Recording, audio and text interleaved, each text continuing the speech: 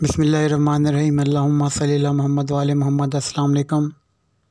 Custard سے ice cream بنانے کے لیے ہم یوز کریں گے 2 ٹی اسپون کسٹرڈ پاؤڈر۔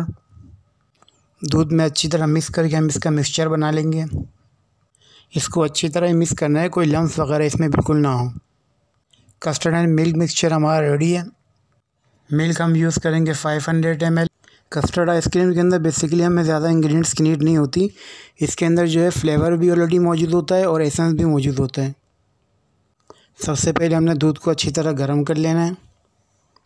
دودھ ہمارا گرم ہو چکا ہے، اب ہم نے تقریباً اس میں 1 سے 2 منٹ تک چمچ چلانا ہے۔ سمپل اینڈ ایزی ریسیپی ہے، کائنڈلی ویڈیو کو اینڈ تک دیکھتے رہیں، اسکپ نہ کیجیے گا پلیز۔ ملک ہمارا اچھی طرح بوائل ہو چکا ہے، اب ہم اس میں ایڈ کریں گے مکسچر۔ میڈیم ٹیمپریچر یا میڈیم فلیم پہ ہمیں مزید 2 منٹ تک اس کو پکانا ہے اچھی طریقے سے، تاکہ ملک ہمارے پاس تھک فارم میں آ جائے۔